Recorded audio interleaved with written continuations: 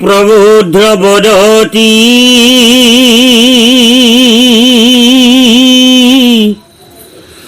अबे एको सिटी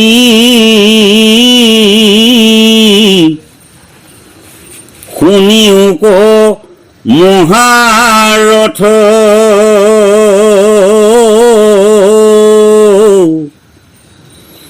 তোমারো আগত করিব বেকত পরম সুগম পথ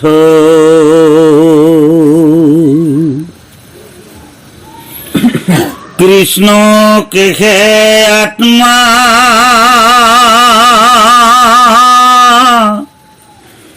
ঈশ্বর বুলিয়া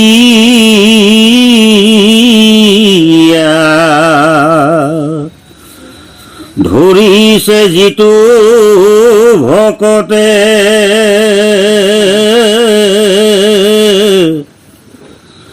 তাংকে সে পৰম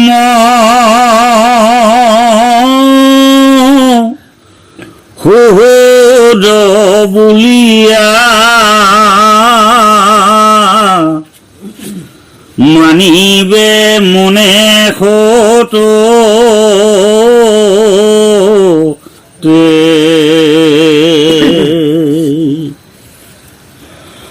অয়ৰাম তাহান সহজে কৰি এক প্ৰীতি বহিয়া একত্ৰ সংগে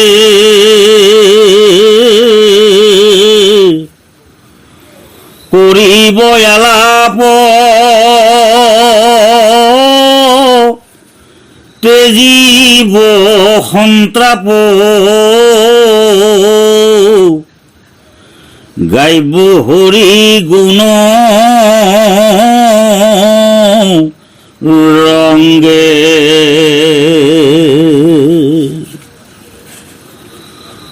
মাধৱৰ জন্ম গুণ নাম কৰ্ম নিৰিব আকশ ঘনে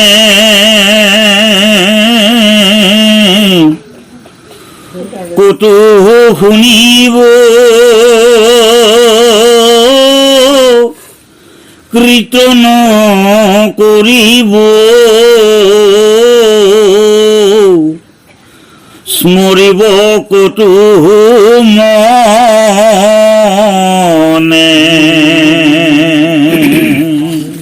বাৰু পৰম শ্ৰদ্ধাৰ কৃপালু বাপা সমস্ত হৰিৰা আমি ইয়াৰ ব্যাখ্যা দিয়াৰ আমাৰ শক্তি নাই, তথাপিও আপোনালোকৰ আজ্ঞা আমি সিহঁত লৈ দুআষাৰ আপোনালোকৰ সহযোগত আমি আলোচনা কৰিবলৈ আগবাঢ়িছোঁ।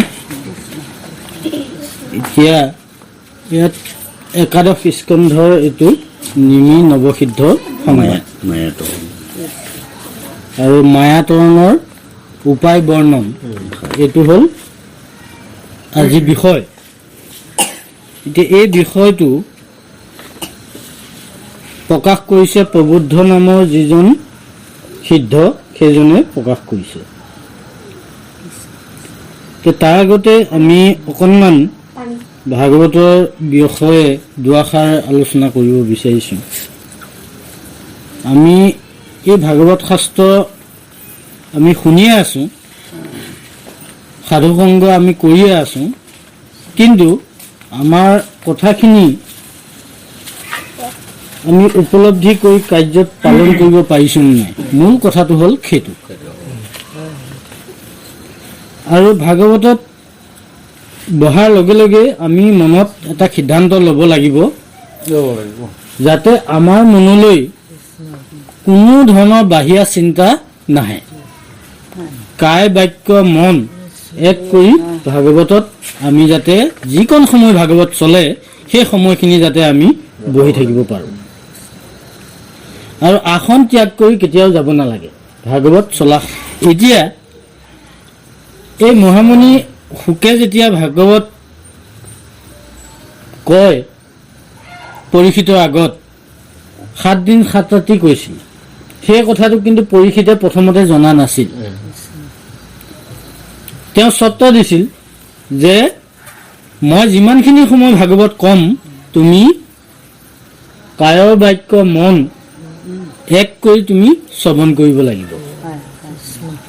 তাৰপিছতে ক'লে যে তুমি আসন ত্যাগ কৰি যাব নোৱাৰিবা।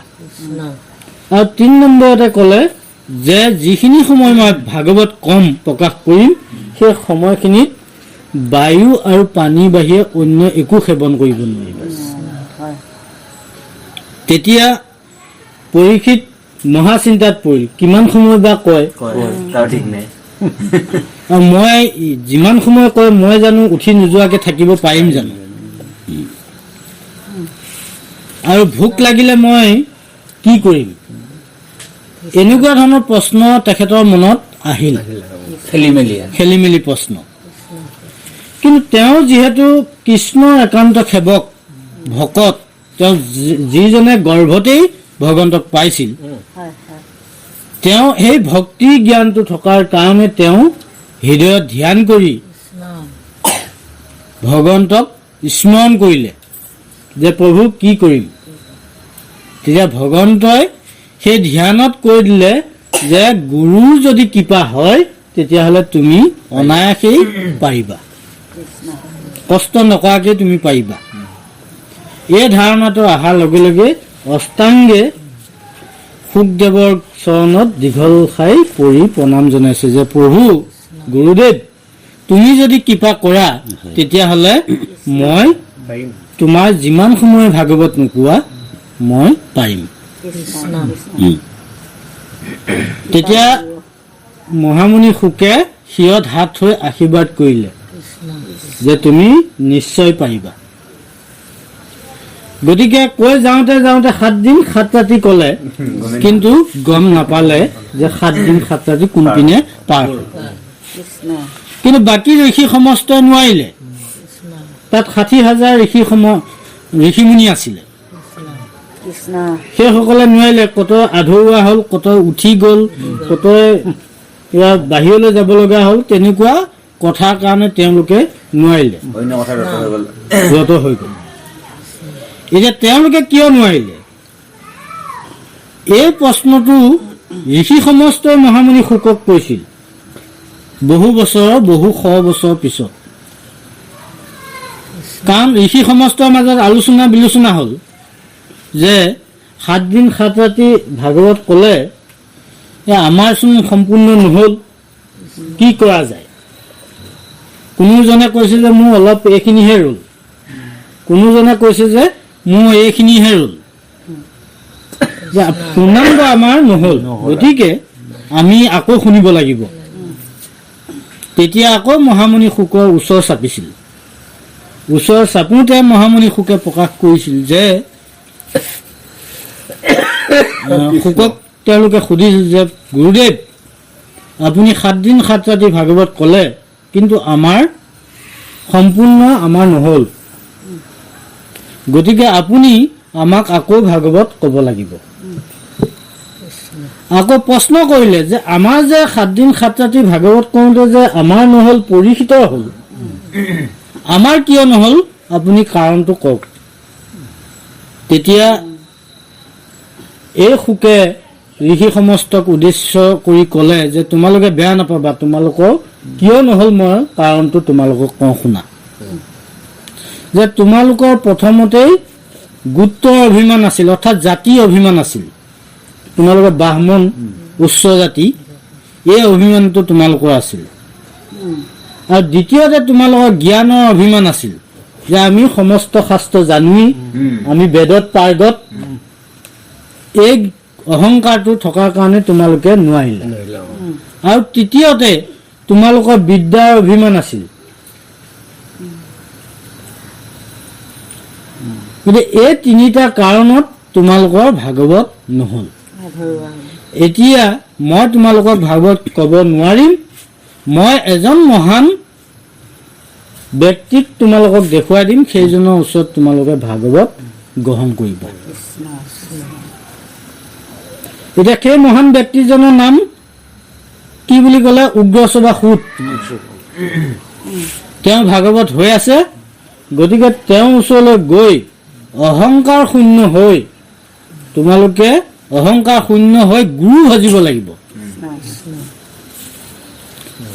তেওঁ তোমালোকক ভাগৱত এতিয়া ইয়াত পদে ক'লে প্ৰবুদ্ধই প্ৰকাশ কৰিছে মায়াতৰণৰ উপায়। প্ৰ মানে বিলাই দিয়া, বুদ্ধ মানে জ্ঞান, প্ৰবুদ্ধ শব্দটোৰ অৰ্থ। আৰু এই 9জন সিদ্ধৰ ভিতৰত 4 নম্বৰ সিদ্ধজন হ'ল প্ৰবুদ্ধ। কবি হবি অন্তৰীশ প্ৰবুদ্ধ বুদ্ধ। প্ৰবুদ্ধই প্ৰকাশ কৰিছে। এতিয়া তেওঁ প্ৰকাশ কি কৰিলে? কাক কৈছে? মহাৰথক কৈছে। মহাৰথ মানে নিমি ৰজাক কৈছে যে কৃষ্ণ কথা জগততেই সাৰ, কৃষ্ণ কথাৰ বেটিয়েকে সমস্ত অসাৰ, আৰু সমস্ততে কৃষ্ণময় দেখাৰ কথাটো নিমি ৰজাক প্ৰকাশ কৰিছে, অৰ্থাৎ আমাক প্ৰকাশ কৰিছে। এতিয়া যদি আমি এই ভাগৱত শ্ৰৱণ কীৰ্তনৰ মাধ্যমেদি এই মহাজ্ঞানটো প্ৰবুদ্ধ শব্দটোৰ অৰ্থটো যদি আমি নেজানো, তেতিয়াহ'লে আমাৰ এখেতে কি জ্ঞান দিছে? কৃষ্ণ সম্বন্ধীয় যিখিনি জ্ঞান, কৃষ্ণই যে জগতত আৰু কৃষ্ণই যে আমাৰ এই বৰ্তমান ভৱিষ্যত আৰু অতীত এই কথাটো যে বুজাই দিছে, এই জ্ঞানটো কিন্তু আমি ল'ব নোৱাৰিম। গতিকে নিমি ৰজাক কৈছে যে তুমি সমস্তবিলাক ত্যাগ কৰি তুমি যেতিয়া এই ভৱ মায়াৰ অৰ্থাৎ সংসাৰৰ যিটো মায়া, এই মায়াটো তৰিবৰ কাৰণে এই কৃষ্ণ কথাক খাৰ কৰা, আৰু কৃষ্ণকে তুমি শ্ৰেষ্ঠ বুলি মানিব লাগিব। কৃষ্ণৰ বেটিয়েকে সমস্ত অসাৰ, আৰু সমস্ততে যে কৃষ্ণই আত্মাৰূপে যে বিৰাজমান হৈ আছে, এই উপলব্ধিটো কৰিব লাগিব। তেতিয়াহে এই সংসাৰৰ মায়াৰ পৰা তুমি তৰি যাব পাৰিবা।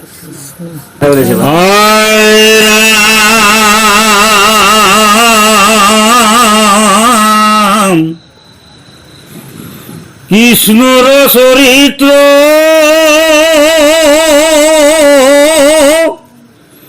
পৰম প্ৰবীত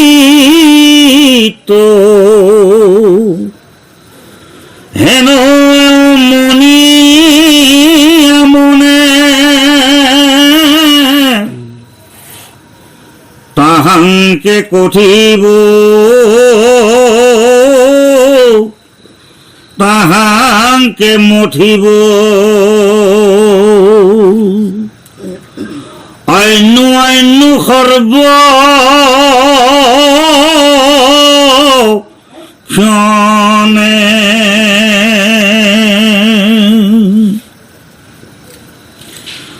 অৰামেক প্ৰাণ হুয়া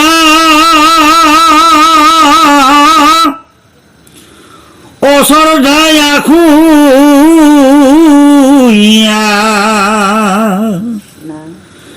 এৰিব কৰ্কক বাদ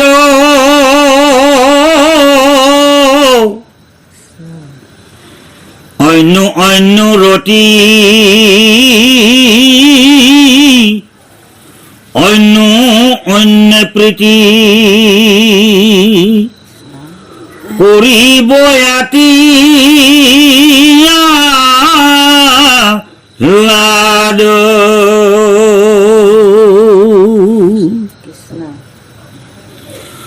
হুয়া তুষ্টমতি কৰিব ভকতি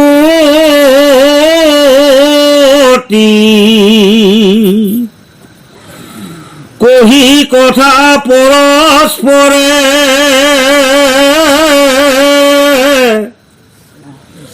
তেবে সে সমস্ত দুখ হইব অন্ত সুখে সংসাৰ তৰে। এতিয়া আমাক এই উপদেশখিনি দিছে। প্ৰবুদ্ধৰ যিটো জ্ঞান, এই জ্ঞানটো আমাকহে দিছে। নিমিয়জাত কোৱাৰ চলে আমাৰ মানৱ জাতিক দিছে যে কৃষ্ণ কথাক সাৰ কৰিব দিছে আৰু কৃষ্ণ কথা কীৰ্তন আৰু শ্ৰৱণ কৰিব দিছে। আৰু যিবিলাক আমাৰ মনত থকা যিবিলাক কৰ্কশ বাক্য, অসূয়া যিবিলাক স্বভাৱ, এইবিলাক ত্যাগ কৰি সকলোৰে মাজত প্ৰীতি ভাৱ জগাই তুলিব দিছে। প্ৰীতি ভাৱ জগাই তুলি কৃষ্ণ কথাহে য'তেই যেনেকৈ লগ নাপাওঁ কৃষ্ণ কথাহে আলাপ আলোচনা কৰিব দিছে। কৰিলে কি হ'ব, আমাৰ যিবিলাক মনৰ দুখ, এই দুখবিলাক নিবাৰণ হ'ব আৰু সংসাৰৰ পৰা তৰি যাব পাৰিব। এইটো আমাক পদে সিদ্ধান্ত দিছে। ৰাম প্ৰাসে একমতি পৰন্তে ভকতি সুলকে মায়াৰ বন্ধন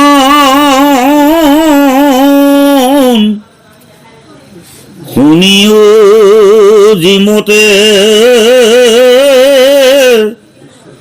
আপুনি সততে মিলয় পৰমানন্দ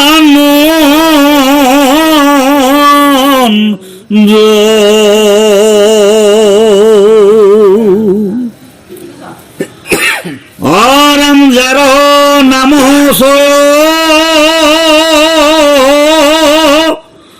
শুনিল মাত্ৰকে হুৱে পাপ ৰাখি নাখ হেনয় হৰিক স্মৰিব স্মৰণ কৰিয়া দিহ বিশ্বাস।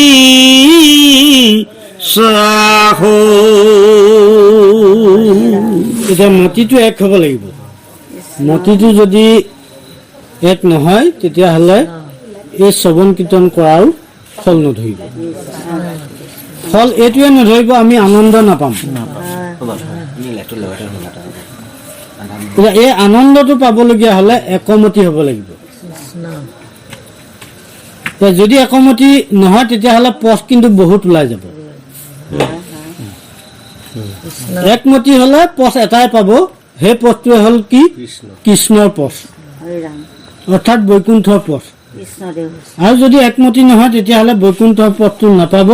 বহুত স্বৰ্গ আছে নহয়, নৰক আছে, সেইবিলাক পথ পাব। গতিকে পৰম আনন্দটো লাভ কৰিবলগীয়া হ'লে আমি মতিটো এক হ'ব লাগিব আৰু কৃষ্ণৰ প্ৰতি অগাধ বিশ্বাস অৰ্থাৎ সুদৃঢ় বিশ্বাস থাকিব লাগিব যে এইজনেই আমাৰ হৰ্তা কৰ্তা, এইজনৰ কথা আমি শ্ৰৱণ কীৰ্তন কৰিলে আমি সমস্ত দোষৰ পৰা আমি মুক্তি পাওঁ। এই চিন্তাটো থাকিব লাগিব।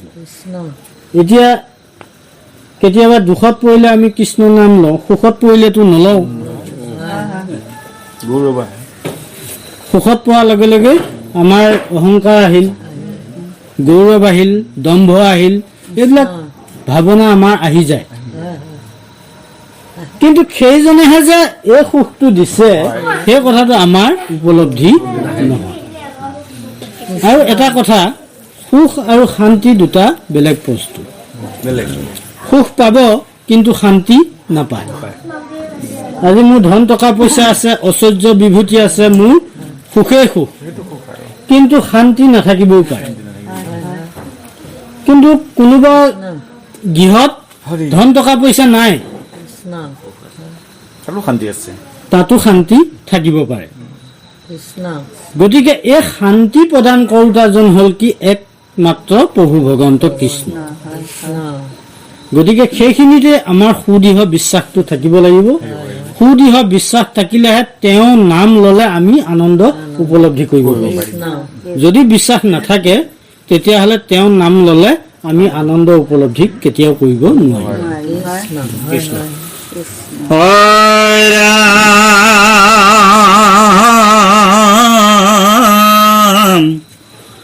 তান্তে মন মজে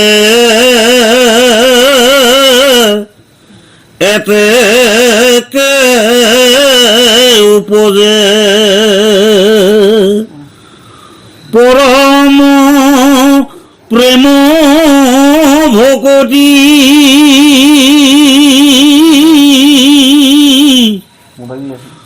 তনু পুলকিত হুয়ে ৰোমাঞ্চিত আনন্দে আকুল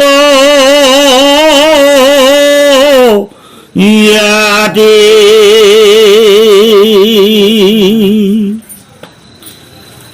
শৰীৰ শিহৰে লুত কণিগৰে দবে চিত আতিশয়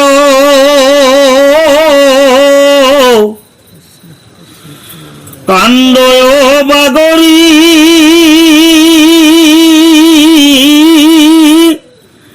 এত দিন এৰি আসামুক কিবা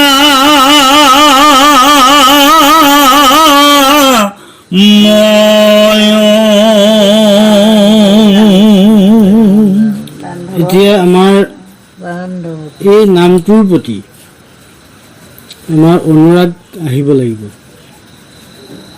আৰু সেইটো একমাত্ৰ সুদৃঢ় বিশ্বাসৰ জৰিয়তেহে আহিব। আমাৰ দেখা যায় এতিয়া বৰ্তমান যুগটো কলি যুগ, এই যুগটো অৱশ্যে বেয়া যুগেই, কিন্তু এইটো কাৰণেই ভাল যুগ। এই কথাটো আমি জানো, কিন্তু জানি পেলাইও আমি খন্তেক সময়হে জানো, তাৰপিছতে আকৌ এৰি দিওঁ, কিন্তু মনৰ পৰা গুচি যায়, নাইকিয়া হৈ যায়। কলি যুগত ৰাম নামেই সাৰ সমস্তই জানো, কিন্তু এইটো বেছি সময় নাথাকে, কিবা দুৰ্যোগৰ সন্মুখীন হ'লেই আমি বিচলিত হৈ যাওঁ। গতিকে আমাৰ মনটো ইমানেই চঞ্চল, গতিকে মনটো বান্ধিবৰ কাৰণেই একমাত্ৰ শাস্ত্ৰই সিদ্ধান্ত দিছে, ভাগৱতে সিদ্ধান্ত দিছে সাধু সংগ। সাধু সংগ নকৰিলে কেতিয়াও মন বান্ধিব নোৱাৰে, আৰু ভকতিও নহয়। বিনা সাধু সংগে ভকতি মুকুতি কবহি নহয়, গুৰুজনাই কৈছে। গতিকে আপোনাৰ ইয়াত কান্দিব কেতিয়া পাৰিম? আমাৰ সুদৃঢ় বিশ্বাস হ'ল, আমি সাধু সংগ কৰিছোঁ, কিন্তু কান্দিম কোনদিনাখন? যিদিনাখন ভাগৱতে কোৱা কথাখিনি আমি পালন কৰিম, সেইদিনাখনহে কান্দিব পাৰিম। পালন নকৰিলে মই জানিলোঁ কিন্তু মই নকৰোঁ। আজি সমাজত ভাগৱত চৰ্চা বহুত হৈছে, কিন্তু পৰিৱৰ্তন নাই। মূল কথাটো হ'ল সেইটো, কাৰণ ভাগৱতৰ মতে মই কৰিব পাৰিছোঁনে নাই, মূল প্ৰশ্নটো এইটোৱে খাৰা হৈ আছে। গতিকে কৰিব নোৱাৰিলে পৰিৱৰ্তন কেতিয়াও নহয়, আৰু কৰিব পাৰিলেহে সেইদিনাখনহে ভগৱন্তৰ চৰণ দুখানিৰ প্ৰতি গুণ গান কৰোঁতে ৰোমাঞ্চিত হৈ চকুলো বাগৰিব। রাম হয় স্ফুটি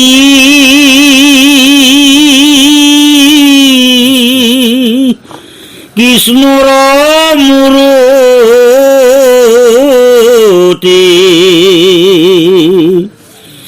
মনত থাকে কলে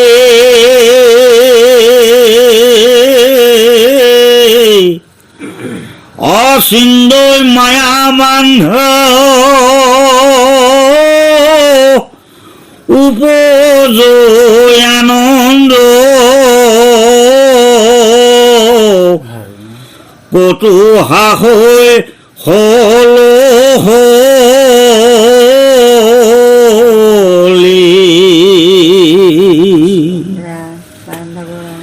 কত উৎসুকি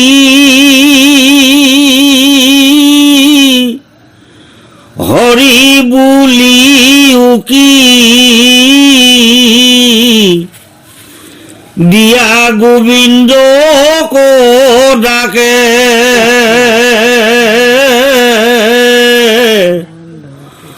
কৰো হুজুৰ হাত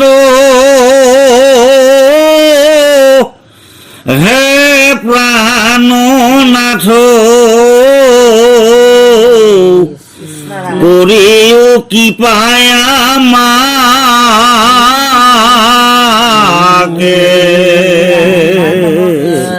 এতিয়া এই মহান ভাগৱত এই শাস্ত্ৰখন নিগম শাস্ত্ৰ, নিগুণ শাস্ত্ৰ, নিষ্কাম শাস্ত্ৰ। আগম নিগম, সগুণ নিগুণ, সকাম নিষ্কাম, একে অৰ্থ। এই কোনো গুণত নাই, ই নিগুণ আৰু নিষ্কাম, কোনো কামনা বাসনা ইয়াত জড়িত নাই। আৰু আগম নিগম, নিগম শাস্ত্ৰ, নিগুণ শাস্ত্ৰ আৰু নিষ্কাম শাস্ত্ৰ। গতিকে ভাগৱতলৈ আহি যদি কিবা মনত আশা কামনা যদি লৈ আহি যদি ভাগৱত শ্ৰৱণ কীৰ্তন কৰে, সি একো আনন্দ নাপায়, একো ফলো নধৰে, ভগৱন্তই নিদিয়েও। গতিকে আমি পৰকালৰ বিধ সংগ্ৰহ কৰিবৰ কাৰণেহে সাধু সংগ কৰিছো।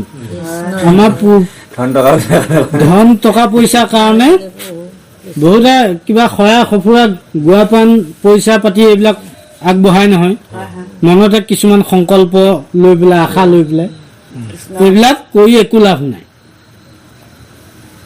গতিকে আমি যিহেতু ভকতৰ আমাৰ ঘোষাটো পালন কৰিব লাগিব। আমি কৃপাৰ সাগৰ দৈৱকী নন্দন পুৰিও মনৰ কাম, ভকতৰ সংগ সদা নুগুচুক, মুখে তোৱা গুণনাম। এইটো আমাৰ সংকল্প হ'ব লাগে। যদি তাত আকৌ কিবা বেলেগ আশা কামনাহে যদি লগাই দিয়া যায়, তেতিয়াহ'লে এইটো ঘোষাত কিবা কাম হ'বনে? একো নহ'ব। ইয়াত শেষত সেইটোকে ক'লে, তুমি মোক সেইটোহে কৃপা কৰা, তোমাৰ শ্ৰৱণ কীৰ্তন কৰি যাতে মই পৰম আনন্দ লাভ কৰিব পাৰোঁ। গতিকে শ্ৰৱণ কীৰ্তন কৰোঁতে চকু পানী শৰীৰ ৰোমাঞ্চিত হ'বলৈ যিটো পৰিৱেশ লাগিব, সেই পৰিৱেশটো কিন্তু আমি নিজে।